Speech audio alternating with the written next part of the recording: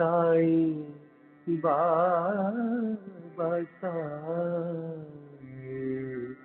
बाबा साईं बाबा साईं बाबा साईं बाबा साईं बाबा साईं बाबा साईं बाबा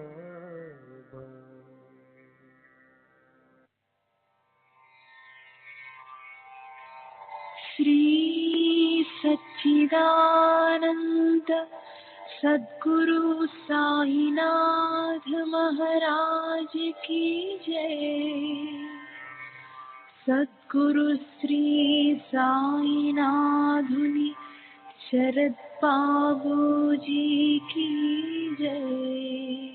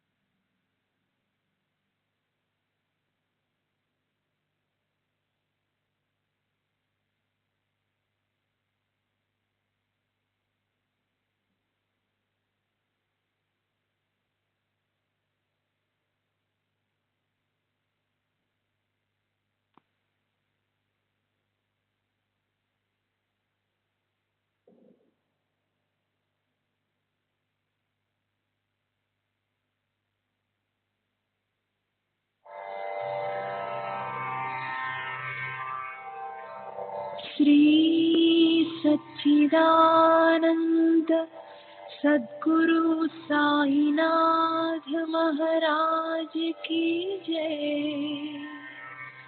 सद्गुरु श्री साईनाथुनि शरद बाबूजी की जय।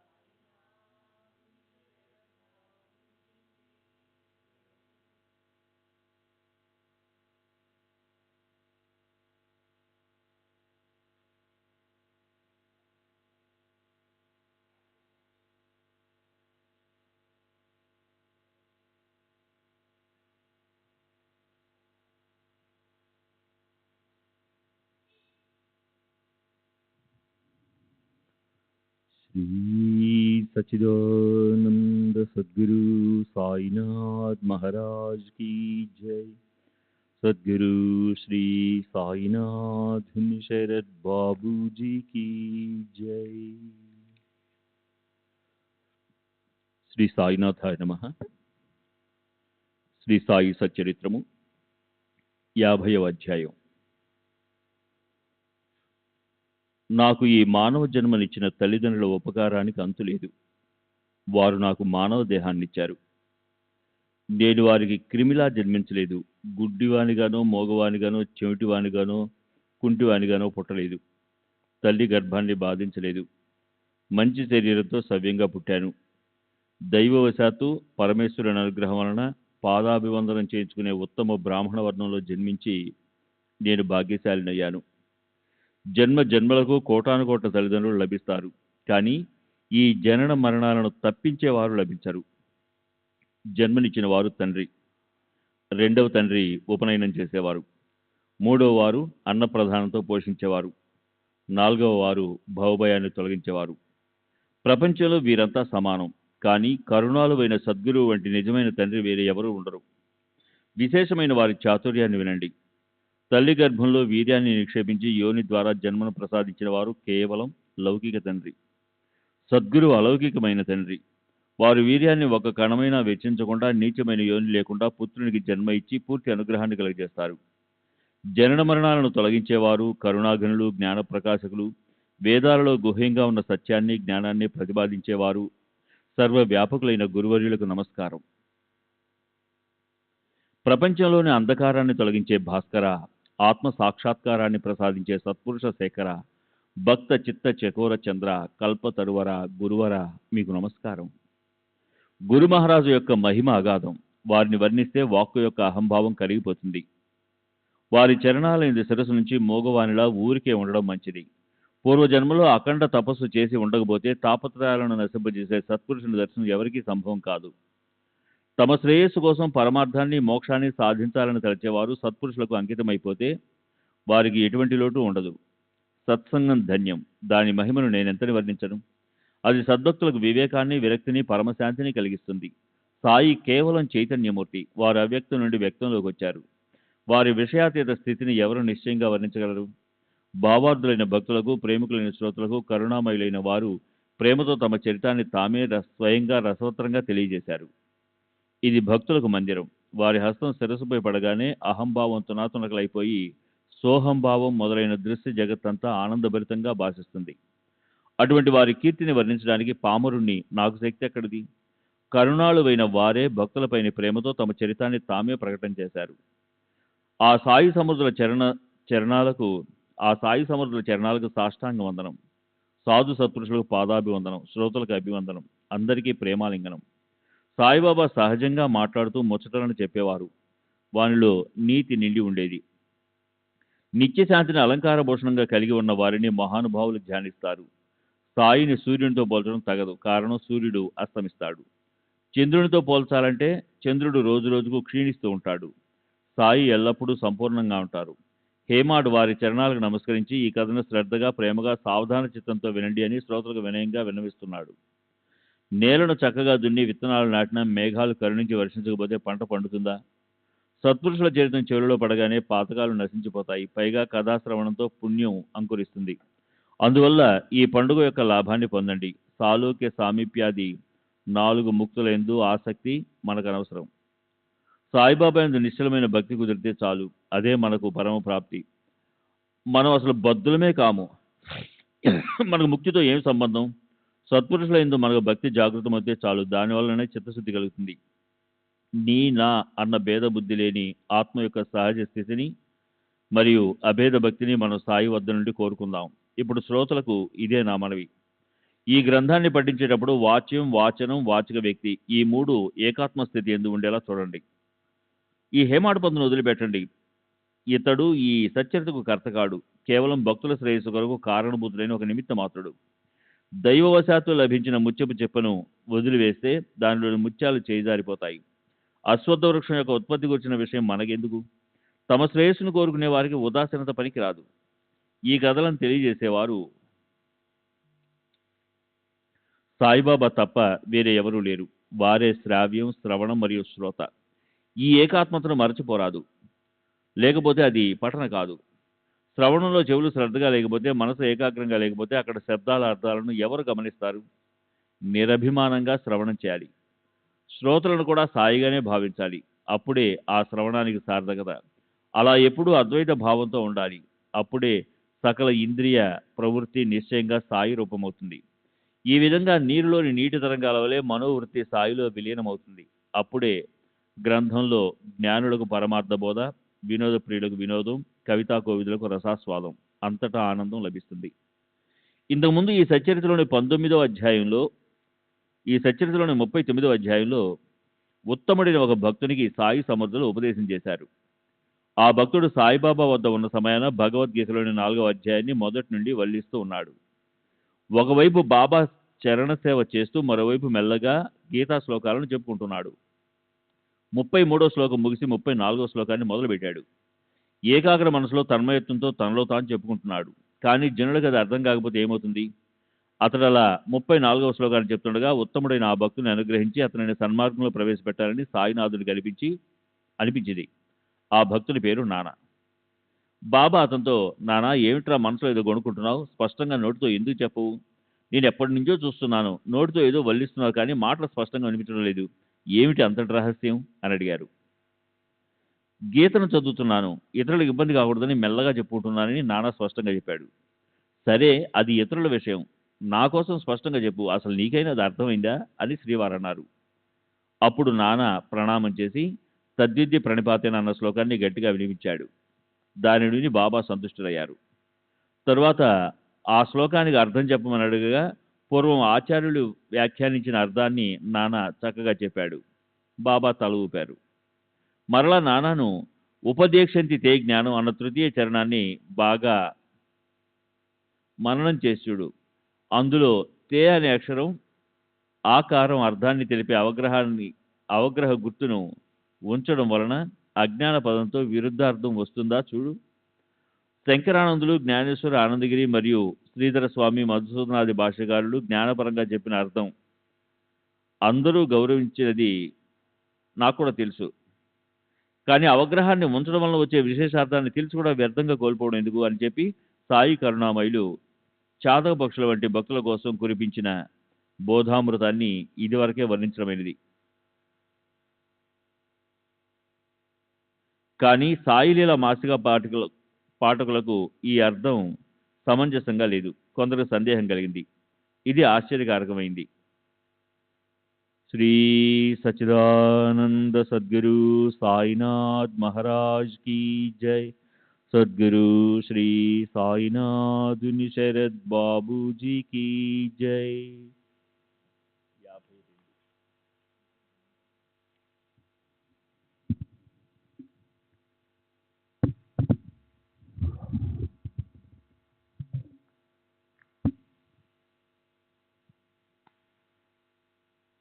వారికి సమాధానం కలగటానికి అజ్ఞానం అనే పదాన్ని ప్రతిపాదించడాన్ని సమర్థించడానికి మరొక మారు చిన్న ప్రయత్నం చేస్తాను. బాబాకు సంస్కృత భాష జ్ఞానం ఎక్కడిది అని ఎవరికైనా అనుమానం కలగవచ్చు. కానీ సత్పురుషులు ఎరగందేదీ లేదు. అయితే సందేహానికి కారణం వేరే ఏదో అయి ఉంటుంది. ఏకేనా జ్ఞానయతేనా సర్వం హి విజ్ఞాతం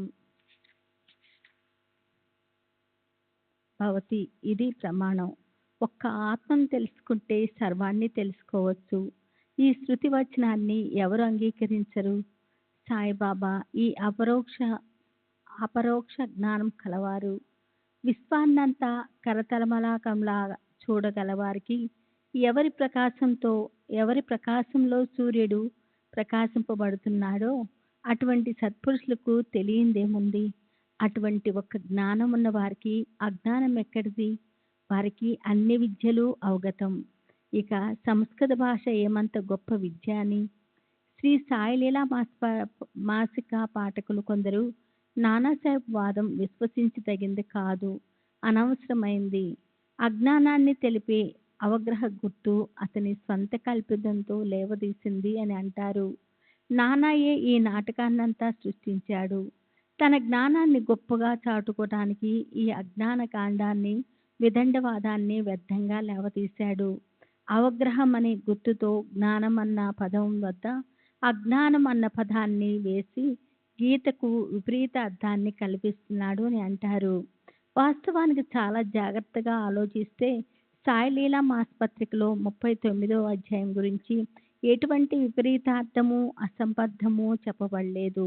ఎవరు ఎలా అనుకున్నా నానా మాట ప్రామాణికంగాను అప్రమాణికంగా కానీ అతడు చెప్పినది అర్థం లేదని, వ్యర్థమైందని అనరాదు.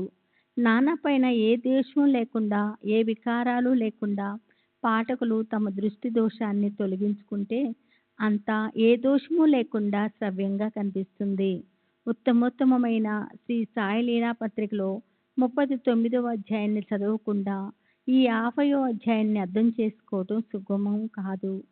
శ్రీకృష్ణుని నోటి నుండి వెలువడిన భగవద్గీతలో జ్ఞాన యజ్ఞం అనే చతురాధ్యాయంలో 34వ శ్లోకంలో అజ్ఞానం అనే విషయంపై ఈ ప్రవచనం జరిగింది. తద్విద్ధి ప్రణిపాతేన పరిప్రశ్న సేవయా ఉపతేక్షంతి తే జ్ఞానం జ్ఞానేన తత్వదర్శన. ఇది గీతలోని మూల శ్లోకం. ఇందులోని 3వ చరణాన్ని గమనించండి. జ్ఞానం అన్న పదానికి ముందు ఒక అవగ్రహాన్ని వేస్తే అజ్ఞాన పదాన్ని సూచిస్తుంది. అవగ్రహ పదాన్ని ఊహించకపోతే ఇది నిస్సందేహంగా జ్ఞానమన్న పదమే. దానికి విరుద్ధంగా ఎవరూ అడ్డు చెప్పరు. ఆ అర్థము సర్వత్రా గ్రాహ్యమే. జ్ఞానదేవేత్ కైవల్యం, జ్ఞానం వల్లనే మోక్షప్రాప్తి అన్న శృతి వచనాన్ని అందరూ అంగీకరిస్తారు. అయినా తత్వజ్ఞులు జ్ఞానాన్నే ఉపదేశించాలనే బంధనం లేదు. నేను ఆత్మను, కేవలం సాక్షిని, శుద్ధబుద్ధ ముక్తుణ్ణి, సర్వము తెలుసుకునేవాణ్ణి, సర్వ ప్రాణుల్లోని ఉజ్వలమైన శుద్ధ చైతన్యాన్ని నేనే. ఎప్పుడూ చెరగని అద్వైత ఆనందంతో సంపూర్ణంగా ఉన్నాను. కానీ నేను అజ్ఞానం కాను, అజ్ఞానంతో చేసే పనిని కూడా కాను. ఆయామాత్మ బ్రహ్మ నేను, ఆత్మను, ప్రజ్ఞానము ఆనందమే, ఆనందం జ్ఞానమే, ఆనందము అన్న ఆ నిధిని నేనే. అహం బ్రహ్మస్థితి అన్న ఈ మహావాక్యాన్ని నిత్యము స్మరణ యందు ఉంచటం ఇదే శుద్ధ విద్య. నేను పాపిని, అభాగ్యుణ్ణి, దురదృష్టవంతుణ్ణి అనుకోవటం అవిద్య, అంటే అజ్ఞానము. విద్య అవిద్య ఈ రెండు మాయ యొక్క పురాతన శక్తులు. మొదటిదైన అజ్ఞానం వల్ల బంధనం ఏర్పడితే రెండవదైన జ్ఞానం వల్ల బంధ విముక్తి. ఇది జీవునికి అనాది నుండి ఉన్నవి. నామరూపాలతో ఉన్న ఈ దృశ్య జగతంతా మాయ సంగ్రహం. ఈ మాయను నిర్వచించటం పరమ కష్టము. దీనిని దాటటం మరీ కఠినం. ఏ చోటు నుండి కల్పనలు స్మరిస్తాయో అదే మాయ యొక్క నివాస స్థానము, బంధనము మరియు ముక్తి. ఈ రెండు స్థితులు కల్పనలో నుండి ఉత్పన్నమవుతాయి. జ్ఞానా దేవాత్ కైవల్యం అన్న శృతి సిద్ధాంతము అత్యంత సత్యము. కానీ పాపకర్మలు నశించిపోనంత వరకు జ్ఞానోదయం కాదు. శుద్ధ జ్ఞానం ఉన్నవారికి సంకల్ప వికల్పాలు ఉండవు. వారికి మాయా బంధం ఉండదు. వారి వద్ద వికారాలకు స్థానం ఉండదు. సుఖ మహర్షి వంటి పరమజ్ఞానికి కూడా సంశయాల వల్ల నష్టం కలిగింది. ఈ అనుమానాల కారణంగానే అజ్ఞానం ప్రకటమవుతుంది. దీనిని గురువు తప్ప ఎవరూ తొలగించలేరు. జ్ఞానులకు సందేహాలు కలిగితే వారిని కూడా అభిమానం ఆవరిస్తుంది. పాలతో నిండి ఉన్న పాత్రలో పులుపు చుక్క పడితే పాలన్నీ విరిగి పాడైపోతాయి. అందువల్ల ముందు అజ్ఞానాన్ని తెలుసుకోవాలి. అజ్ఞానం తొలగిపోతే చిత్తశుద్ధి కలిగి నిరవధిక జ్ఞానంతో వెంటనే అభేద సమాధి కలుగుతుంది. ద్రవ్యాన్ని, వైభవాన్ని ధ్యానించే వారికి, విషయ సుఖాలలో తృప్తి చెందిన వారికి, ఎప్పుడూ భార్యాబిడ్డల గురించే ఆలోచించే వారికి జ్ఞానము అజ్ఞానమే. ఈ విధంగా ధనమందు, భార్యాబిడ్డల యందు మోహం కలవారు జ్ఞానులైనా తమ మంచిని తెలుసుకోలేరు. కనుక భక్తి కలగనంత వరకు వారి జ్ఞానము అజ్ఞానవృతమై ఉంటుంది. జీవన సముదాయం అంతా అజ్ఞానంతో ఉంది. ఈ అజ్ఞానం నుండి ముక్తి పొంది జ్ఞానులై జ్ఞానాతీత స్థితిని పొందటం, అదే నిశ్చయంగా బ్రహ్మరూపాన్ని పొందటం. అజ్ఞానం తొలగిపోతే జ్ఞానం ప్రకటమవుతుంది. క్షమాశీలరే. జ్ఞానులు శరీరాభిమానం తొలగిపోనంత వరకు మాయాధీనంలో ఉన్నట్లే. రామకృష్ణాది అవతార పురుషులకు, సనత్ సునకాది శ్రేష్ఠులకు మాయా వారి ఆజ్ఞానుసారము ప్రవర్తించే దాసి. కానీ అది ఇతరులకు భ్రమింపు చేస్తుంది. ఆత్మ సర్వప్రాణుల హృదయాల్లో ఉన్న ఎవరూ తమ ఆత్మస్వరూప స్థితిని తెలుసుకోలేరు. మాయ యొక్క శక్తి అతర్కము. దీని ఆవరణ శక్తి అగాధము. నేనే కర్తను, నేనే భోక్తను అన్న అహంభావాన్ని విడవకుండా హృదయంలోని పరమాత్మను శరణవేడకుండా ముక్తి లభించదు. నిత్యానిత్య వస్తు వివేకంతో శ్రవణ మనన నిధి ధ్యాస చేయాలి. శమతమాది షట్ సంపత్తిని సంపాదించుకోవాలి. అప్పుడే అజ్ఞానం నశిస్తుంది. జగత్ నాకంటే వేరు, నేను పరిమితుణ్ణి, పరిచ్ఛిన్నుణ్ణి, నేను ఈ శరీరాన్ని మాత్రమే అన్న భావన శుద్ధ అజ్ఞానము. జ్ఞానాన్ని ప్రతిపాదించే వేద శాస్త్రాల్లో పరమ దయామయులైన భాష్యకారులు అనుబంధ చతుష్టయాన్ని విస్తారపూర్వకంగా వర్ణించారు. అధికారి, విషయం, సంబంధము అనేవి 3/4 అనుబంధం ప్రయోజనము. ప్రయోజనం యొక్క వివరణతో అజ్ఞానం నశించే మార్గము అప్పుడు బోధపడుతుంది. జీవ బ్రహ్మలు ఐక్యమవటమే ఇది వేదాంతంలోని ముఖ్య విషయము. ఆ ఐక్య ప్రేమయాంతరార్థంలో ఉన్న అజ్ఞానాన్ని నశింపు చేయటం ప్రయోజనము. ఆ అమూల అజ్ఞాన నివృత్తియే ఆ ఆత్మానంద ప్రాప్తి. కనుక యుక్తి ప్రయుక్తులతో అజ్ఞానాన్ని నశింపు చేయటం ఆవశ్యకము. జీవ బ్రహ్మల యందు ద్వైత భావం తొలగకపోతే ఆ జ్ఞానులు కారు. శరీరాభిమానం ఉన్నవారి జ్ఞానము సంపూర్ణ అజ్ఞానము. అనుచితమైన కర్మలను ఆచరిస్తూ జ్ఞానలమని చెప్పుకునే వారి జాగృతి జ్ఞానం తగలబడినట్లే వారు నిద్రిస్తున్న కుంభకన్నులు. వేద శాస్త్రాల్లో చెప్పినట్లు కాక విపరీతంగా ఆచరిస్తూ వర్ణాశ్రమ ధర్మాలను పాటించని వారి చిత్తశుద్ధికి సాధనము వారి అజ్ఞానాన్ని నశింప చేయటం ఒక్కటే. సత్వ రజోస్తమాది 3 రకాల గుణాలు, శబ్ద స్పర్శ రూప రసాది విషయాలు, అనేక రకాల వికారాలు, జిహ్వ మరియు ఉపస్థు అది ఇంద్రియాలు. వీని ద్వారా బ్రహ్మాది దేవతలందరూ కూడా మోసగింపబడ్డారు. జగత్తులో ప్రాణులన్నీ అనాది నుండి అజ్ఞానంతోనూ మాయతోనూ కప్పబడి ఉన్నాయి. రాగద్వేషాది వికారాలతో మోహింపబడి ఇవన్నీ అజ్ఞానంతో ఆవృతమై ఉన్నాయి. జీవుడు అజ్ఞానం వల్ల బద్ధుడైనాడు. అతని శుద్ధ ఆత్మస్వరూపము ప్రకటన అవటానికి అజ్ఞానము, కోరికలు మరియు కర్మ బంధనాలు అన్నీ విడిపోవాలి. ఆవు పొదుగు పాలతో బాగా నిండుగా ఉంటుంది. అక్కడే పొదుగును గట్టిగా పట్టుకొని జోరిగా ఉంటుంది. కానీ దానికి రక్తం ప్రీతి, దానికి పాల అవసరము ఏముంటుంది? అట్లే కప్పకు మరియు తుమ్మిదకు అందమైన తామర పువ్వు ప్రీతి, దానికి పాలు అవసరం ఏముంటుంది? అట్లే కప్పకు మరియు తుమ్మిదకు అందమైన తామర పువ్వు నివాస స్థానము. అయితే పువ్వు పరాగంలో భ్రమరం విహరిస్తే అక్కడే ఉన్న కప్ప బురదను సేవిస్తుంది. జ్ఞాననిధి ఎదురుగా కనిపించిన మూర్ఖుడు అజ్ఞానం వైపు ఆకర్షింపబడతాడు. మూర్ఖునికి అజ్ఞానమే జ్ఞానమని అనిపిస్తుంది. జ్ఞానం గురించిన పాఠాలు వానికి ఏమి ఉపయోగపడతాయి? అజ్ఞానము నిర్మూలమవుతే బ్రహ్మజ్ఞానం స్వయంగా ప్రకటమవుతుంది. అందుచేత ముందు అజ్ఞాన ప్రతిపాదన అవశ్యము అని తెలుసుకోవాలి. బ్రహ్మజ్ఞానం సమానము, పవిత్రమైంది. తిజగాలలో వేరే ఏదీ లేదు. దాన్ని గురించిన బోధ అత్యంత మహత్యము గలది. అది లేని జీవనము వ్యర్థము.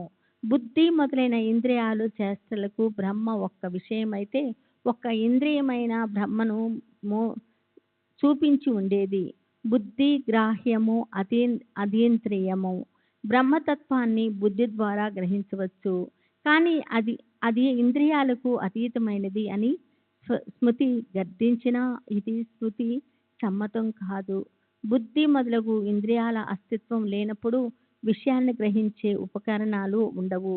అప్పుడు బ్రహ్మ యొక్క అస్తిత్వాన్ని అంగీకరించడానికి అవకాశం ఉండదు. ఇంద్రియాలకు గోచరించేది మాత్రమే ఉన్నాయి కానీ ఇతర వస్తువు లేదు అని అందరూ ప్రసిద్ధి. అప్పుడు బ్రహ్మ అస్తిత్వం ఎక్కడా లేనట్లే అర్థము.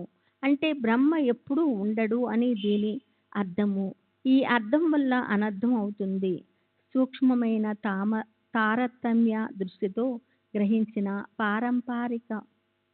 పారంపారిక అవస్థ బట్టి బుద్ధి ఎల్లప్పుడూ ఉండే సత్వస్తువు. బుద్ధి కూడా లయమైపోయినప్పుడు అక్కడే అది సత్వస్తువుగా అనుభవ రూపంలో ఉంటుంది. శ్రీ సచ్చిదానంద సద్గురు సాయినాథ్ మహారాజ్ की जय. सद्गुरु श्री साईनाथ निसरद बाबू जी की जय.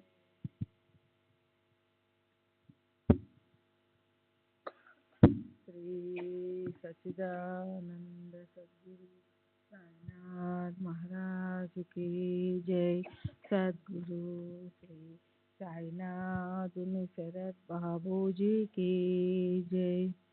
బుద్ధి కూడా లయమై పోయినప్పుడు అక్కడే ఆది సద్ వస్తువుగా అనుభవ రూపంలో ఉంటుంది. నిస్సందేహంగా ఆత్మ విశ్వాసానికి మూలం. అందువల్ల ఏవి నశించి లయమైపోయినా ఆత్మ యొక్క అస్తిత్వం ఎప్పుడూ ఉంటుంది. రాయితో కుండను పగలగొట్టితే దాని ఆకారం పోయి కుండ పెంకులు మిగిలి కూడా అస్తిత్వాన్ని తెలుపుతాయి. కుండకు ఆకారం తెచ్చిన కార్యం ధ్వంసం అయినా కుండ యొక్క అస్తిత్వం నశించి పోదు. కుండ పెంకులు కుండ అస్తిత్వానికి సాక్ష్యం. కార్యం యొక్క అస్తిత్వపు అంశం దానిలోనే మిగిలి ఉంటుంది. ఏ కార్యం యొక్క సమాప్తి అయినా దాని పర్యవసానం ఎప్పుడు శూన్యం కాదు. ఏ వస్తువు లయమైనా దాని అస్తిత్వం సూక్ష్మ రూపంలో ఉంటుంది. దీనికి ప్రమాణం సద్బుద్ధి. సర్వతీర్థాలు వ్రతాలు పావనమయ్యే అయినా పావనం కంటే పావనం బ్రహ్మజ్ఞానం. ఆ బ్రహ్మజ్ఞానం లేకుండా పూజలు భజనలు నిరర్ధకాలు. అజ్ఞానం వలన చిత్తం మలినమవుతుంది. ఆ చిత్తం యొక్క మలక్షలనం పరమేశ్వరుని భక్తితో తప్ప జరగదు. భక్తి లేకుండా జ్ఞానం ఉత్పన్నం కాదు. అందువలన ముందుగా అజ్ఞానాన్ని తెలుసుకోవాలి. దాని స్వభావాన్ని దాని గురించిన వర్ణను స్పష్టంగా తెలుసుకుంటే దాని బంధనం నిరసనమవుతుంది. దీనికి భక్తియే సాధనం. ఎదురు కాళ్ళతో పుట్టిన వారి కళ్ళల్లో అంజనం వేస్తే భూమిలో నిక్షిప్తమై ఉన్న ధనం కనిపిస్తుంది. అట్లే భక్తిని అవలంబిస్తే అజ్ఞానం తొలగిపోయి జ్ఞానోదయం అవుతుంది. జ్ఞానం అంటేనే ఆత్మస్వరూప ప్రాప్తి. అజ్ఞాన నివృత్తి దానికి మూలం. పరమేశ్వరుని భక్తి లేకుండా మాయా శక్తిని ఎదుర్కోవడం అసఖ్యం. జ్ఞానం అజ్ఞానం రెండూ కలిసే ఉంటాయి. వాని నుండి అజ్ఞానాన్ని జాగ్రత్తగా వేరుపరచాలి. ఎసరులో పోసి వండడానికి రాళ్లను ఏరేసి బియ్యాన్ని తీసుకునే విధంగా అంతటా అన్ని ప్రాణుల్లోనూ భగవంతుడే ఉన్నాడన్న భావంతో జ్ఞాన యజ్ఞాలు వగేరా ఉపాసనాలను చేసి సర్వవ్యాపి అయిన శ్రీకృష్ణుణ్ణి చూసేవారు జ్ఞానం కొరకు అజ్ఞానాన్ని దహించి వేస్తారు. ఇప్పుడు జ్ఞాన యజ్ఞ స్వరూపాన్ని గమనించండి. పంచమహాభూతాలు యజ్ఞ మండపం. అహం బ్రహ్మస్మి ఇందులోని స్తంభం. జీవేశ్వర భేదం ఇక్కడి పశువు. పంచేంద్రియాలు పంచప్రాణాలు ఇవే యజ్ఞ సామగ్రి. మనసు బుద్ధి అనే గుండంలో జ్ఞానాగ్ని రగులుకొల్పబడుతుంది. యజ్ఞకర్త యజమాని అయిన జీవుడు అజ్ఞానం అనే నేతిని ఆహుతి చేస్తాడు. దానితో ఆత్మానంద రసంలో మునిగిన ఆ జీవునికి అవభృత స్నానం జరుగుతుంది. తాత్పర్యం అజ్ఞానం అనే నేతిని వేల్చకుండా జ్ఞానాగ్ని ప్రకటం కాదు. జ్ఞానాగ్ని జీవేశ్వర భేదాన్ని కాల్చి అభేద జ్ఞానాన్ని ప్రకటన చేస్తుంది. నిర్మలమైన అద్దం దుమ్ముతో కమ్ముకున్నట్లు అగ్ని ప్రకాశం పొగతో కప్పబడినట్లు కామక్రోధాలతో ఆవరింపబడిన జ్ఞానం అజ్ఞానం మరుగున పడి ఉంటుంది. చంద్రబింబాన్ని రాహువు మృంగినట్లు నీటిని నాచు ఆవరించినట్లు స్వయం ప్రకాశమైన జ్ఞానాన్ని మాయ కప్పివేస్తుంది. గొప్ప గొప్ప జ్ఞానుల మతి భ్రష్టుపట్టి వారు అధోగతి పాలవుతారు. ఉపాయం తెలిసినా వారు రక్షింపబడరు. యథేచ్ఛగా ప్రవర్తిస్తారు. కళ్ళుండి గుడ్డివారవుతారు. ప్రజల సాంగత్యాన్ని వదులుకొని నిస్సంగులవుతారు. వారు కూడా బలవంతంగా దుష్ట సాంగత్యం వలన మోసపోతారు. యథేచ్ఛగా ఆచరిస్తారు. వానప్రస్థాశ్రమానికి వచ్చి తిరిగి గృహస్థాశ్రమానికి వెళ్తారు. చేయరాని పొరపాట్లను చేస్తారు. మునుపు అసహించుకున్న వస్తువును మరలా ప్రీతిగా స్వీకరిస్తారు. ప్రయత్నంతో పాపాలను తొలగించుకున్న వారు కూడా దురదృష్టం కొద్దీ మరలా పాపాలలో పడిపోతారు. ఇటువంటి స్థితిని ఏమనాలి? ఇటువంటి జ్ఞానుల జాతిని ఏమని పేర్కొనాలి? గొప్ప జ్ఞాని అయి ఉండి పాపపు నీడనైనా కోరని వాడు మంచి చెడు పనుల యొక్క విచక్షణ జ్ఞానం లేక దీపానికి ఎరై పోయే పురుగు వలె వ్యామోహంలో పడుతాడు. పాపం చేయడం అజ్ఞానమని పూర్తిగా తెలిసి కూడా వాసనాల కారణంగా కోరికల ఒత్తిడి వలన దానిని లక్ష్య పెట్టడు. జరుగుతున్న ఈ పనులన్నీ కేవలం కోరికల చేష్టల వలననే. కోరిక సర్వ అనర్థాలకు హేతువు. అదే క్రోధంగా పరిణమిస్తుంది. కోరికకు అవరోధం కలిగితే అదే కోరిక క్రోధం అవుతుంది. ఈ కామ ప్రవృత్తి అడుగడుగున మోక్షానికి అడ్డుపడుతుంది. ఈ వృత్తియే జ్ఞానానికి ప్రతిబంధకం. కామ క్రోధాల బాధలు జీవులకు అంటిపెట్టుకొని ఉంటాయి. ఇవి బ్రహ్మస్వరూపానికి సమీపంలో జ్ఞాన పంక్తిలో ఉంటాయి. ఇవి నీరు లేకుండానే ముంచేస్తాయి, అగ్ని లేకుండానే దహించి వేస్తాయి, ఏ అస్త్రశాస్త్రాలు లేకుండానే సంహరిస్తాయి, త్రాడు లేకుండా బంధిస్తాయి. వీని ముందు జ్ఞానులు కూడా నిలవలేరు. జ్ఞానులను చిత్తుగా పరాజిత్తులను చేస్తాయి. వీటికి మహాప్రళయాన్ని సృష్టించే సామర్థ్యం ఉంది. తెలియకుండానే ప్రాణులను మింగేస్తాయి. చందన వృక్షం యొక్క మూలానికి కాళ్ళ సర్పం చుట్టుకొని ఉండేలా కామ క్రోధాలు జ్ఞాన గర్భాన్ని చుట్టుకొని ఉంటాయి. ఇంద్రియాలు, మనస్సు, బుద్ధి ఇవి కోరికలకు ఆయతనాలు. ఈ కోరికల కారణంగా జీవుల జ్ఞానం మూతపడడం వలన ఇవి జీవులను మోహంలో పడేస్తాయి. చందనం చెక్క మీకు కావాలంటే సర్పాన్ని చంపేయాలి. అట్లే జ్ఞాన నిధిని సంపాదించుకోవాలంటే కామ క్రోధాల ఆవరణను తొలగించాలి. సర్పాన్ని సంహరించకుండా ఎవరికైనా చందనం చెక్క లభిస్తుందా? కృష్ణ సర్పాన్ని చంపకుండా పూడ్చిపెట్టిన ధన నిధి పాత్ర లభిస్తుందా? అట్లే పరతత్వమైన ఆత్మజ్ఞాన ప్రాప్తికి మాయ యొక్క ముసుగును తొలగించాలి. ఇది ఒక్కటే సాధన. కనుక ముందు ఇంద్రియాలను నిగ్రహించుకుంటే కామక్రోధాలు అణిగిపోతాయి. జీవుడు కామక్రోధాల ఆధీనంలో ఉంటాడు. అజ్ఞానం జ్ఞానానికి ఆవరణగా ఉంటుంది.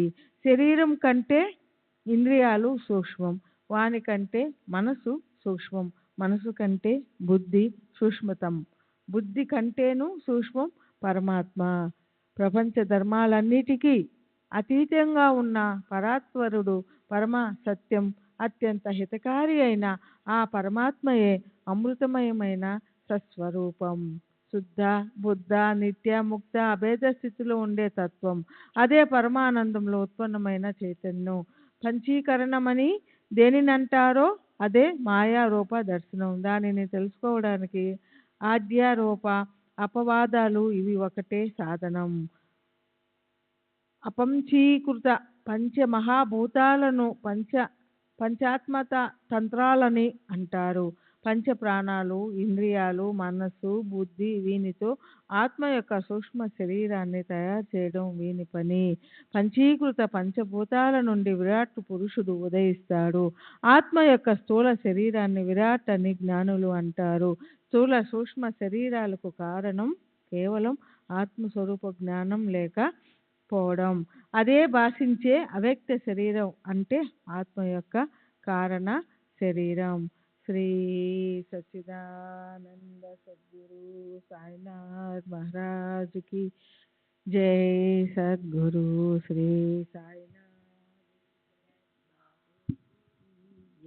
శ్రీ సచ్చిదానంద సద్గురు సాయినాథ్ మహారాజ్ की जय. సద్గురు శ్రీ సాయినాథ్ శరత్ బాబూజీకి జై. చైతన్యం యొక్క ప్రతిబింబమైన ఈ ప్రసిద్ధ కారణ శరీరానికి కేవలం అజ్ఞానమే కారణం. దీనికి అవ్యక్తమని, అవ్యాకృతమని పేర్లు. ఆత్మజ్ఞానం లేకపోవటమే దీనికి కారణం. ఇది అవయవాలతోనూ ఉండదు, అవయ అవయవాలు లేకనూ ఉండదు, రెండు విధాలా ఉండదు. ఈ శరీరం నశించటం కేవలం బ్రహ్మ బ్రహ్మైత్వకత్వ జ్ఞాన ప్రాప్తితోనే. ఆత్మస్వరూపంలో స్థిరపడటమే మోక్షమని పేరు. ఇంతకంటే మోక్షం వేరే ఏమీ లేదు. తన ఆత్మస్వరూపంలో ఉండటమే మోక్షం. కేవలం బ్రహ్మైత్మాత్మకత్వ జ్ఞానం కలిగితే చాలు, అజ్ఞానం తొలగిపోతుంది. అందువలన అజ్ఞానాన్ని తెలుసుకోవటానికి అజ్ఞాన నిరూపణ ఆవశ్యకం. అజ్ఞానం వలన అది అనేక భాగాలుగా విభజింపబడుతుంది. అలా బ్రహ్మకు బహుత్వం వచ్చింది. దానికి సత్ అని పేరు పెట్టారు. ఇలా అది మాటలకు అందే విషయమైనది. ఆదిలో ఇంద్రియాలకు అతీతమే అయినను వాక్కు ద్వారా బుద్ధితో గ్రహించేదిగా అయింది. అప్పుడే అది మనసులో ప్రవేశించి ఓంకారమనే ఆకారాన్ని పొందినది. ఈ ఓంకార బ్రహ్మను ధ్యానం చేస్తూ, దీంతో పాటు పరమేశ్వరుని స్మరణ చేస్తూ శరీరాన్ని వదిలిపెట్టే వారి జన్మ సార్థకమవుతుంది. ఈ శబ్ద బ్రహ్మ నుండి అవ్యక్తం యొక్క ప్రాదుర్భావం, అవ్యక్తం నుండి మహత్తత్వం, మహత్తత్వం నుండి అహంభావం ఉత్పన్నమైనది. అహం నుండి పంచతన్మాత్రాలు, వాని నుండి పంచమహాభూతాలు, పంచమహాభూతాల నుండి జగత్తు జన్మించింది. ఇదే అవిద్య మాయారూప దర్శనం. ఇవే ఈ జగత్తు యొక్క రూపం, లక్షణాలు. ఈ అజ్ఞానాన్ని తొలగించటానికి అజ్ఞాన వివేచన వివరణ ఆవశ్యకం. అత్యంత పరిశుద్ధము, నిర్మలము, కేవలం చిన్మాత్ర స్వరూపము అయిన దానిని దానికంటే వేరే అయిన సబలను రెంటికి కలపడం సాధ్యం కాదు. లక్ష్య బ్రహ్మ స్వతంత్రమైనదని తెలుసుకోవాలి. మాటలతో వర్ణించే బ్రహ్మ కంటేను అత్యంత విశిష్టమైనది. అందువలన అజ్ఞాన పొరలను ఉపదేశ బలంతో తొలగించాలి. నిద్రలో కల వస్తే కళ్ళు లేకుండానే మనస్సు త్రిభువనాలని అన్నింటినీ చూస్తుంది. దీనికంతటికి కారణం అజ్ఞానమే. వాస్తవానికి ఒక వస్తువును చూడబోతే అది మరో వస్తువులా కనిపిస్తుంది. త్రాడు సర్పంలా భాసిస్తుంది. ముత్యపు చిప్పలో వెండి కనిపిస్తుంది. కేవలం అవి సూర్యుని కిరణాలే అయినా వానిని ప్రజలు ఎండమావులని అంటారు. ఇదంతా మాయ యొక్క లీల మాత్రమే. ఈ మాయయందు జ్ఞానులు కూడా ఓడిపోతారు. మండుతున్న కట్టెను చేతబట్టుకుని ఎవరైనా గిరగిరా త్రిప్పితే అది అగ్ని కంకణంలా కనిపిస్తుంది. ఇదే మాయ యొక్క విశిష్టత. చూడటానికి అది అగ్ని నిజమే, కానీ అక్కడ గుండ్రంగా అగ్ని చక్రం ఏర్పడటానికి ఆస్కారం లేదు. అట్లే ఈ మాయా మోహాలు లేని ప్రపంచాన్ని సృష్టిస్తాయి.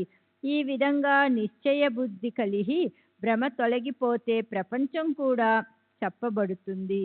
నేను ఈ శరీరాన్ని, ఇది నా ఇల్లు, నా భార్య అన్నవన్నీ వ్యర్థ శ్రమ అని తెలుస్తుంది. భార్య, బిడ్డలు, పశువులు మొదలగు వానిపై మోహాపాసం బాగా పెనవేసుకోవడం వలన జ్ఞానులమని, పండితులమని చెప్పుకునేవారు కించిత్తైనా ఆనందాన్ని పొందరు. మేము శాస్త్రాలలో ప్రావీణులం, ప్రజ్ఞానవంతులం, మాకు సమానం వేరే ఎవరూ లేరు అన్న అభిమానం అశాంతికి కారకం. ఇదే మాయా, అజ్ఞానం, అవిద్య లేదా ప్రధాన ప్రకృతి అంటారు. జ్ఞానులు దీనినే ముందు తొలగిస్తారు. అప్పుడు జ్ఞానప్రాప్తి. జ్ఞానం స్వయం ప్రకాశం. దీనిని ఉపదేశించిన అవసరం లేదు. అజ్ఞానం తొలగిపోతే జ్ఞానం తనంతట తానే ప్రకటమవుతుంది. తేజోపుంజమైన రత్నం అనేక సంవత్సరాలు మట్టిలో పూడుకుని పోయి ఉంటే దానిని మరచిపోతారు. కర్మ ధర్మ సంయోగం వలన అది ఎంతో కాలానికి లభించగా రాళ్లలో మట్టిలో పడి ఉండటం వలన దాని తేజస్సు అంతా పోతుంది. తరువాత బాగా శుభ్రం చేస్తే దానిపైని మట్టి పోయి పూర్వపు తేజస్సును పొందుతుంది. జ్ఞానం విషయంలో కూడా అంతే. మట్టి మురికి అనే అజ్ఞానంతో జ్ఞానం కప్పబడి ఉంది. మట్టిని తొలగిస్తే రత్నం తన సహజమైన ప్రకాశాన్ని పొందుతుంది. నిత్య అనిత్య వస్తు వివేకం పాపకర్మలను నశింపచేసి అదే సత్వశుద్ధిని ప్రదానం చేస్తుంది. అదే జ్ఞానాన్ని కూడా కలిగిస్తుంది. ఈ జగత్తు మాయా బజారు. ఇక్కడ నిజమైనవి, నకిలీవి వస్తువులు అపారంగా ఉంటాయి. నకిలీ వస్తువులను నిజమైన వానివిగా తలచి తీసుకునే గ్రహకులే ఇక్కడ చాలా మంది. మరి నకిలీ వానిని పసికట్టి వేరు చేయటం ఎలా? మంచి మంచి దిట్టమైన వారి బుద్ధి కూడా అలసిపోయింది. ఏ గుణాల కారణంగా ఇలా మోసగింపబడుతున్నామో తెలుసుకోవాలి. అందువల్ల వస్తువును పరికించగలవారే తోడుండాలి.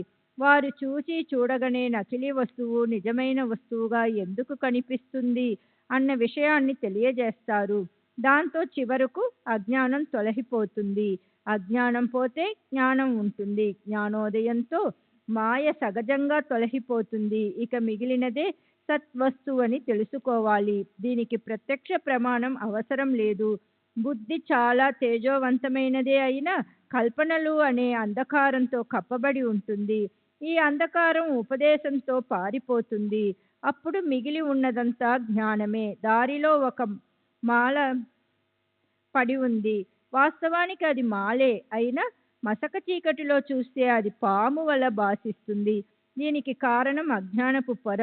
జేబులో నుండి టార్చ్ లైట్ తీసి వెలిగించి చూడగా అజ్ఞానం లోపించి నిజమైన స్వరూపం ప్రకటమై పాము అనే భాష తానంతట అదే మాయమైంది. అందువలన అజ్ఞానం వలన కలిగే అపాయాన్ని ఉపదేశమనే ఉపాయంతో తొలగించుకోవాలి. దాని కొరకు జ్ఞానులు తమ శరీరాన్ని అరహతీసి అసలు అజ్ఞానం అంటే ఏమిటో ఉపదేశిస్తారు. ప్రస్తుత ప్రపంచంలో ఉండి ఆయా సందర్భాలలో అనుభవించే మంచి చెడులు పూర్వపు అజ్ఞానంతో చేసిన కార్యాలు ఫలితాలు అని ముందుగా తెలుసుకోవాలి. సత్యం జ్ఞానం అనంతం బ్రహ్మ. జ్ఞానమే సత్యం. బ్రహ్మ అనేది శాశ్వతం. అజ్ఞానం మాయ, అంతా భ్రమ. ఈ భ్రమ తొలగినప్పుడే జ్ఞానం గురించిన సంభ్రమం తొలగిపోతుంది. శరీరాభిమానం పోకపోతే వారి జ్ఞానులని ఎవరంటారు? అభిమానం ఉన్నవారు మూర్తీభవించిన అజ్ఞానమే. ఏది మాయతో కూడుకున్నదని అనబడుతుందో మనస్సును మోహింపచేసే ఈ జగత్తు దేనిలో మగ్నమై ఉందో దానికి ఆధారం అజ్ఞానం. అజ్ఞానం నుంచి ఉద్భవించినది కనుక దీని వైభవం అంతా అజ్ఞానం నుండి పుట్టినదే. ఏకత్వంలో అనేకత్వ భావం ఉండటానికి కారణం అజ్ఞానమే. మసక చీకటిలో దారిలో పడి ఉన్న త్రాడు పాములా భాషించగా చాలా భయం కలుగుతుంది.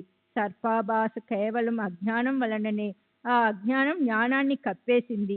ఈ అజ్ఞానం తొలగిపోతే మనసు నిర్భయం కాదు. ఒకరి కళ్ళకు పూలమాలలా మరొకరికి కర్రలా కనిపించినా అదంతా భ్రమే. మిథ్యాజ్ఞానం వలన కలిగే భ్రాంతి. వేదాలలోని వచనాలను అనుసరించి అస్తిత్వ బుద్ధి కలిగి శ్రద్ధగా ప్రవర్తించేవారే బ్రహ్మజ్ఞానానికి అర్హులు. నాస్తికులు జన్మ జన్మలకు అధికారులు కాలేరు. శ్రీ సచ్చిదానంద సద్గురు సాయినాథ్ మహారాజ్ కీ జై. సద్గురు శ్రీ సాయినాథ్ శరత్ బాబూజీ కీ జై. శ్రీ సచ్చిదానంద గురు సాయినాథ్ మహారాజ్ కీ జై. సద్గురు శ్రీ సాయినాథుని శరత్ బాబూజీ కీ జై. ఈ విశ్వం విపరీత దృష్టితో చూసే వారి భ్రమ కారణంగా నామరూపాలతో కనిపిస్తుంది. వారికి జనన మరణాల క్రమం తప్పదు. అజ్ఞానులకు బ్రహ్మ తత్వం అత్యుపట్టనిది, కానీ అది అధికారులకు సుగుణంగా బోధపడుతుంది. ఇక్కడ వేద పాండిత్యం లేదా ప్రవచనాలు పనికిరావు. గ్రంథాలలో కనకం గ్రంథ శ్రవణం లేదా గ్రంథాలను బాగా అధ్యయనం చేసే మేధస్సు కానీ పనికిరావు. పదజాలంతో శబ్ద జ్ఞానం కలుగుతుంది. వానితో ఆత్మజ్ఞానం ఎలా కలుగుతుంది? బుద్ధి ఎంతో వివేకం కలది అయిన ఆత్మ వస్తువు దానిని అందుబాటులో ఎప్పుడు ఉండదు. శృతులు ఆత్మజ్ఞానం కోసం గొప్పగా ప్రయత్నించాయి, కానీ దాని ఆచూకీ లభించక వెనుతిరిగాయి. ఇటువంటిది ఆత్మ వస్తువు యొక్క వైభవము. అది బుద్ధికి అంతుపట్టనిది. షడ్ దర్శనాలు అలసిపోయాయి అని వాదించటంలోనే ఉండిపోయాయి. ఆత్మ వస్తువు మాత్రమే ఎక్కడ ఉన్నది అక్కడే ఉంది. దానిని పదజాలం ఎప్పుడూ అర్థం చేసుకోలేదు. గొప్ప గొప్ప శాస్త్ర పండితులు ఆత్మ వస్తువు అనే భాస్కరుని ముందు మినుగురు పురుగులు. ఒకసారి ఆత్మ వస్తువు ప్రాప్తించిందే కనుక సమస్త పదజాలమంతయు మాయమైపోయింది. ప్రపంచంలో చీకటి రాత్రిని గమనించండి. ఆ సమయంలో కార్యకలాపాలు దీపపు వెలుతురులో జరుగుతాయి. కానీ తెల్లవారి సూర్యోదయము అవ్వగానే జనులు దీపాలను లెక్క చేయరు. ఆత్మ వస్తువు వాక్కు సంబంధించిన విషయం కాదు. మరి అది ఉపదేశం ఎలా కాగలదు? అందువలన అజ్ఞానాన్ని తొలగించటమే వక్త యొక్క ధ్యేయమై ఉండాలి. ఆత్మ ఉన్నది అన్న అస్తిత్వ బుద్ధితో ఉపాసన చేస్తే ఆత్మ ప్రసన్నమైన ఉపాసకులకు లభ్యమయ్యే తన తత్వాన్ని ప్రకాశింపచేస్తుంది. ఆత్మస్థానంలో పరమాత్మను ధ్యానం చెయ్యాలి. ఆ రెండిలోన అభేదానుసంధానము చేస్తూ ఉపాసన చేస్తే ఉపాసకులకు ఆత్మ స్వయం ప్రసన్నమవుతుంది. మరో సాధన లేదు. సాధకుని ఆత్మనిష్టను గని ఆత్మ తనంతట తాను సాధకుని కరుణిస్తే గ్రంథంలోని విషయం సమాప్తి కాగా శ్రోతలు శ్రవణంలో శ్రమపడిందులకు వక్త వారిని క్షమాపణ వేడుకుంటాడు. ఈ ఆచార పద్ధతి అంతటా ఉంది. కానీ ఈ సచ్చరిత విషయంలో వర్తించదు. కారణం దీని రచన కర్తృత్వం నా తలపై లేదు. నా చేతికి కలం ఇచ్చిన సాయియే తమ కథను స్వయంగా వ్రాస్తున్నారు కనుక నేను గ్రంథకర్తను కాను. ఇక్కడ నా కొరకు ఎవరు శ్రమపడకండి, శ్రోతలారా క్షమించండి అని అంటే కర్తృత్వం నాపై పడుతుంది. నాకు పొగడ్త అనే భూషణం అవసరం లేదు. దూషణం నాకు అంటదు. సాయి స్వయం కర్త కనుక వారి అనుగ్రహంతో విషయం సంపూర్ణమైంది. వారి అనుమతిని తీసుకొని అజ్ఞాన వివేచనను వారు ఎలా సెలవిస్తే అలా వ్రాశాను. శ్రవణం చేయండి. తమ వైభవాన్ని, తమ భ్రాతపతాన్ని, తమ మహిమను ప్రకటం చెయ్యటానికి సాయి సద్గురువు స్వయం నా మనసులో ప్రవేశించి విషయం యొక్క అర్థాన్ని వివరించారు.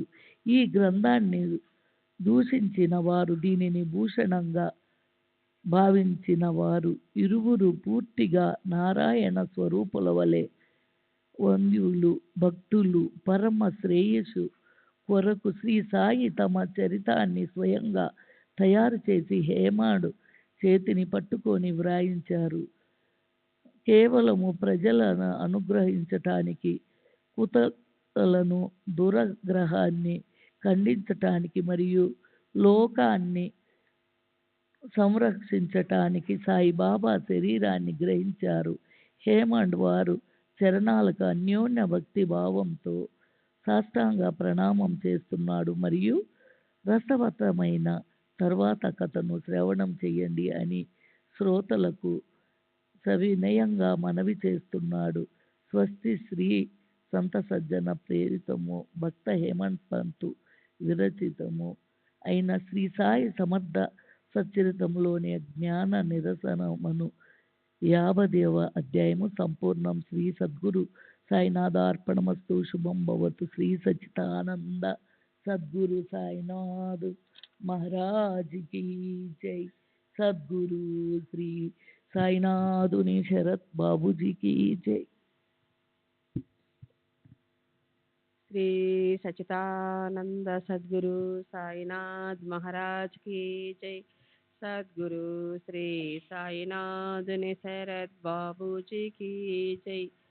శ్రీ సాయి సచ్చరిత్ర 51వ అధ్యాయం. శ్రీ గణేశాయ నమః. శ్రీ సరస్వత్యే నమః. శ్రీ గురుభ్యో నమః. శ్రీ కులదేవతాయే నమః. శ్రీ సీతారామచంద్రాభ్యాం నమః. శ్రీ సద్గురు సాయినాథాయ నమః.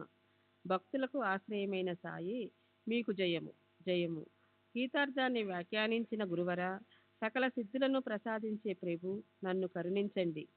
వేడిని తగ్గించటానికి మలయగిరిపై చందన వృక్షాలు పెరుగుతాయి. అట్లే ప్రపంచంలోని ప్రజలను సుఖపెట్టడానికి మేఘాలు భూమిపై వర్షిస్తాయి. దేవతలను పూజించటానికి వసంత ఋతువులో పూలు పూస్తాయి. అట్లే శ్రోతలను సంతోషపరచటానికి ఈ సాయి కథా పరంపరలు ఉదయించాయి. ఈ సాయి చరిత్రను వింటే శ్రోతలు, భక్త ఉభయులు పవిత్రులవుతారు. విన్నవారి చెవులు, చెప్పిన వారి నోళ్ళు పవిత్రమవుతాయి. గత అధ్యాయంలో అజ్ఞాన నిరసనమైతే జ్ఞానం ఎలా ప్రకటమవుతుంది అన్న విషయం మరియు తద్విద్ది ప్రాణిపాతేన అన్న శ్లోకానికి అర్థం వ్యాఖ్యానించటం జరిగింది. భగవద్గీత పరిసమాప్తిలో 18వ అధ్యాయాంత మందు 72వ శ్లోకం చివర శ్రీకృష్ణుడు అర్జునుని అడిగాడు, ఇప్పటి వరకు ప్రవచనం విన్నావు కదా, మరి దాంతో నీకు మోహం తొలగిపోయిందా అనే ఇదే ప్రశ్నను స్పష్టంగా అడిగాడు. కానీ జ్ఞానం కలిగిందా అని అడగలేదు. అట్లే అర్జునుడు కూడా నా మోహం తొలగిపోయిందని జవాబు ఇచ్చాడే కానీ జ్ఞానం కలిగింది అని చెప్పలేదు. మోహం విచిత్తి అయిందని చెప్పాడు. మోహం అంటే కేవలం అజ్ఞానం. రెంటి అర్థం ఒకటే అని గీతార్థాన్ని ఎరిగిన వారికి తెలుసు.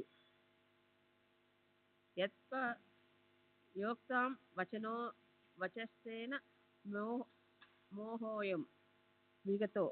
11వ అధ్యాయ ఆరంభంలో అర్జునుడు శ్రీకృష్ణుడితో ఇదే అన్నాడు. ప్రస్తుతం ఈ నూతన అధ్యాయంలో కాకాసాహెబ్ దీక్షితును బాబా మొదట షిరిడీలో ఎలా స్థిరపరిచారు అన్న విశేషమైన విషయాన్ని గురించి వివరిస్తాను. అతనికి షిరిడీలో గల రుణానుబంధం, అతనికి సాయిబాబాతో గల దృఢమైన సంబంధం ఏర్పడడానికి మూల కారణాన్నంతా మొదటి నుండి వినండి. అతని విస్తార కథ చిన్న పెద్ద అందరికీ తెలిసినదే. కానీ అతడు మొదట షిరిడీకి ఎలా వచ్చాడు అని అందరికీ తెలియదు. పూర్వపుణ్యం కారణంగా పరమేశ్వరుని కృపాదృష్టి లభిస్తుంది. దాని వలననే తరువాత సద్గురువుతో కలయిక ఏర్పడి శిష్యునికి ఆనందం సమృద్ధిగా లభిస్తుంది. ఈ విషయాన్ని గూర్చి ఈ అధ్యాయంలో శ్రోతల హృదయాలకు ఆనందాన్ని కలిగించే కథాత్రయాన్ని, ముగ్గురు భక్తుల మహాభాగ్యాన్ని వర్ణిస్తాను. పరమార్థ ప్రాప్తి కోసం కోటానుకోటి ఇతర ఉపాయాలెన్నో ఉన్నా సద్గురు కృపాదృష్టి లేకపోతే పరమార్థం ప్రాప్తించదు. ఈ విషయంలోని మధురమైన కథను వింటే శ్రోతల కోరిక తీరి వారికి తమ శ్రేయస్సును సంపాదించుకోవాలన్న శ్రద్ధ కలుగుతుంది. గురుభక్తులను సమాధానపరిచే పరమ పావనమైన ఈ అధ్యాయాన్ని శ్రోతలు తమ మంచి కోసం సావధాన చిత్తంతో శ్రవణం చేయండి. హరిసీతారాం దీక్షిత్ కాకాసాహెబ్ అన్న పేరుతో ప్రసిద్ధుడు. బాబా భక్తులందరూ అతనిని ప్రేమతో సగౌరవంగా స్మరిస్తారు. అతని గత చరిత్రను వినాలన్న ఉత్సుకత గల భావికులైన భక్తులకు, రసికులకు ఆనందదాయకమైన అతని కథను సవిస్తారంగా చెప్తాను. క్రీస్తు శకం 1909వ సంవత్సరం వరకు కాకాసాహెబ్కు సాయిబాబా అన్న పేరే తెలియదు. తరువాత అతడే సాయి యొక్క పరమభక్తునిగా ప్రసిద్ధి చెందాడు. విశ్వవిద్యాలయంలోని విద్య పూర్తి అయిన తరువాత ఎన్నో సంవత్సరాలు గడిచాక ఒకసారి నానాసాహెబ్ చందోర్కర్ లోనావాలకు వచ్చాడు. నానాకు దీక్షిత్ పాద స్నేహితుడు. చాలా సంవత్సరాల తరువాత వారిద్దరూ కలుసుకుని పరస్పర సుఖ దుఃఖ విషయాలను ముచ్చటించుకున్నారు. లండన్ నగరంలోని రైలు బండి ఎక్కుతున్నప్పుడు దీక్షితుని కాలు జారగా ఆ కాలికి తగిలిన గాయం బాధ శతవిధాల చికిత్సలు చేసినా తగ్గలేదు. బాధ గురించిన వృత్తాంతాన్ని అంతా సంభాషించుకుంటుండగా అక్కడ సహజంగా శ్రీ సాయిబాబా మహిమ నానాకు గుర్తుకు వచ్చింది. ఈ కాలి కుంటితనం పూర్తిగా పోవాలని ఉందా? ఉంటే మా గురువుగారి దర్శనానికి రండి అని నానా కాకాసాహెబ్తో చెప్పాడు. పైగా నానా ఆశ్చర్యకరమైన సాయి యొక్క వృత్తాంతాన్ని, ఆ సత్పురుష శిరోమణి గురించిన మహిమను ఎంతో సంతోషంగా దీక్షితునకు తెలియజేశాడు. నా మనుషులు ఎంత దూరంలో ఉన్నా సప్త సముద్రాల అవతల ఉన్నా సరే దారం కట్టి పిచ్చుకని లాక్కుని వచ్చినట్లు వెంటనే లాక్కొని వస్తాను అని బాబా నిత్యం చెప్పే వచనం. మనం వారి మనుషులం కాకపోతే వారి వైపు ఆకర్షింపబడం అని నానా చెప్పాడు. మీరు వారి మనిషి కాకపోతే మీకు వారి దర్శనం కాదు. ఇదే బాబా యొక్క గుర్తు.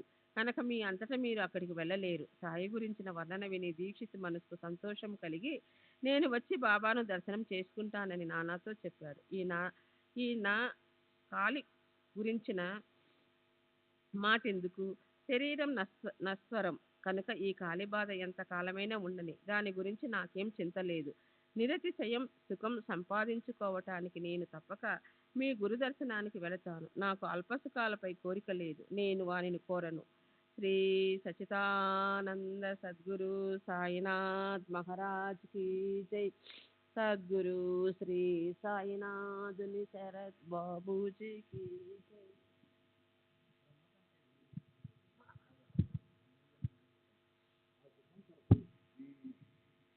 ఈ గురువుకు దాసున్నవుతాను. ఈ కాలికుంటితనం ఇలాగే ఉండిపోని. నాకు దీని చింత ఏమీ లేదు. కానీ నా కుంటి మనస్సును బాగు చేయండి ప్రార్థిస్తాను. ఏవేవో సాధనలు చేసి చాలా శ్రమపడ్డాను. కానీ మనస్సు స్థిరపడలేదు.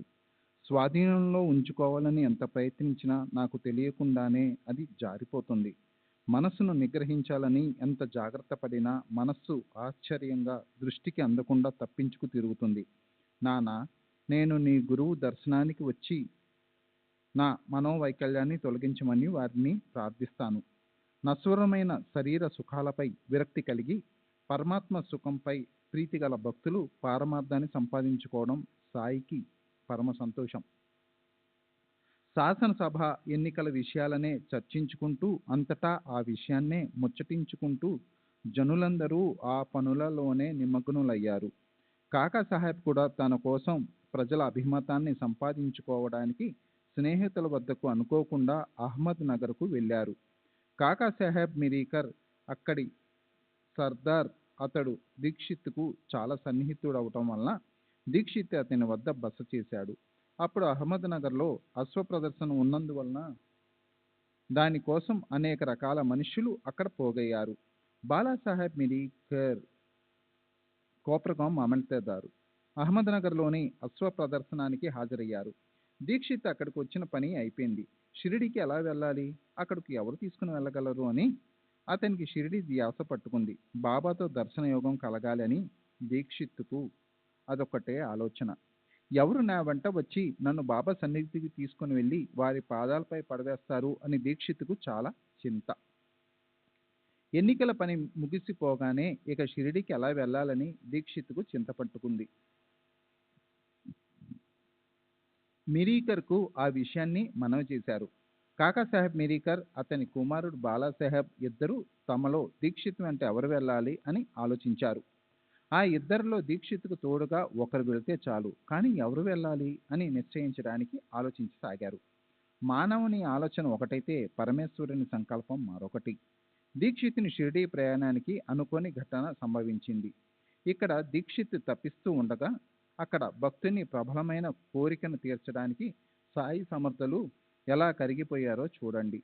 దీక్షిత్ చింతిస్తూ బాధతో కూర్చొని ఉండగా మాధవరావు అహ్మద్ నగర్కు వచ్చారు. అందరికీ ఆశ్చర్యం కలిగింది. మాధవరావు అత్తగారి ఆరోగ్యం బాగోలేదు. వెంటనే భార్యతో సహా రమ్మని నగరం నుండి అతని మామ టెలిగ్రామ్ ఇచ్చారు.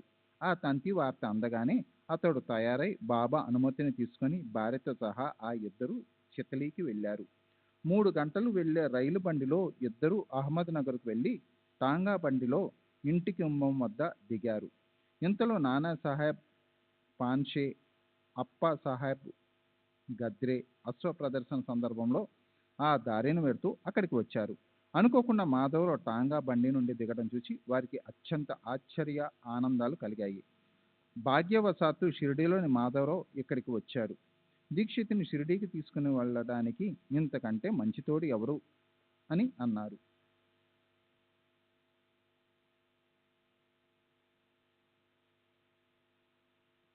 శ్రీ సచ్చిదానంద సద్గురు సాయినాథ్ మహారాజ్ కి జై. సద్గురు శ్రీ సాయినాథుని సరత్ जी की जय।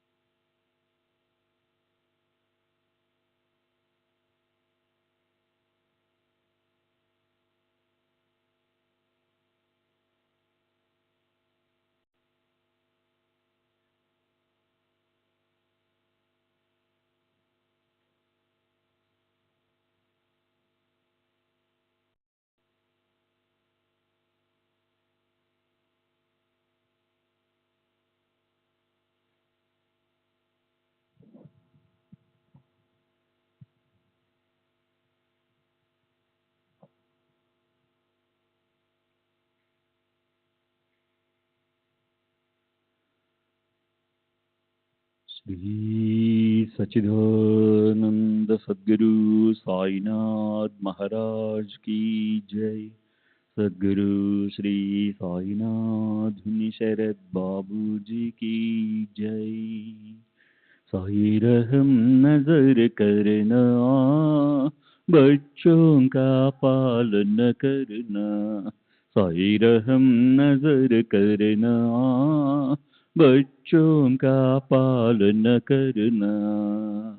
जाना तुमने जगत पसार, सब ही झूठ जमाना। जाना तुमने जगत पसार, सब ही झूठ जमाना। साई रहम नजर करना, बच्चों का पालन करना। साई रहम नजर करना, बच्चों का पालन करना। मैं अंधा हूँ बंदा आपका, मुझसे पथ दिखलाना। मैं अंधा हूँ बंदा आपका, मुझसे पथ दिखलाना। साई रहम नजर करना, बच्चों का पालन करना। साई रहम नजर करना, बच्चों का पालन करना। दास गणों कहे अब क्या बोलूं, थक गई मेरी रसना। दास गणों कहे अब क्या बोलूं, थक गई मेरी रसना। साई रहम नजर करना, बच्चों का पालन करना। साई रहम नजर करना, बच्चों का पालन करना। रहमो नजर करो अब मोरे साई, तुम बिना नहीं मुझे माँ बाप भाई।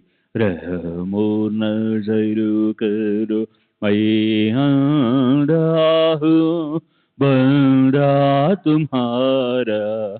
मैं आंधा हूँ बंदा तुम्हारा।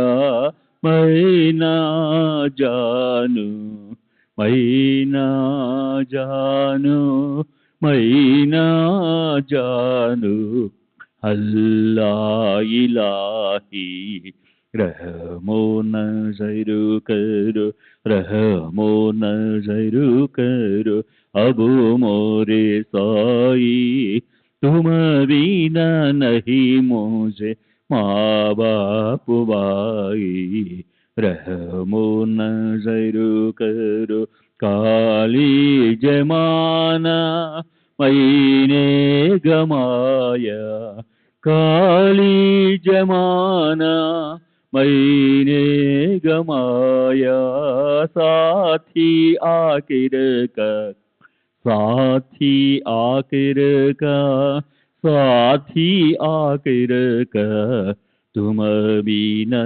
कोई रहमो नज़र करो रहमो नज़र करो अब मोरे साई तुम बिना नहीं मुझे माँ बाप भाई रहमो नज़र करो अपने मस्जिद का झाड़ू गड़ो है अपने मस्जिद का झाड़ू गड़ो है मालिक हमारे मालिक हमारे मालिक हमारे तुम बाबा साई रहमो नज़र करो रहमो नज़र करो अब मोरे साई तुम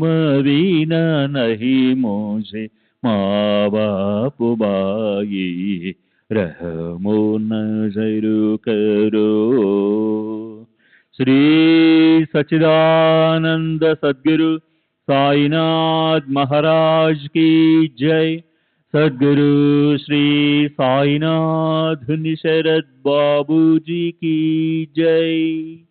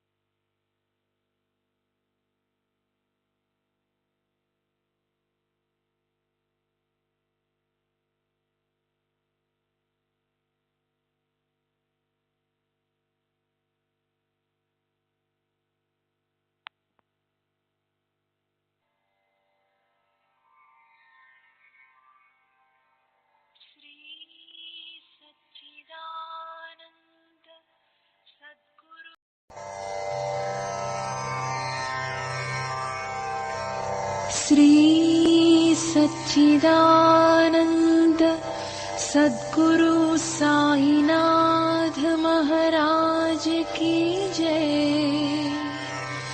सद्गुरु श्री साईनाथुनि शरद बाबू जी की जय।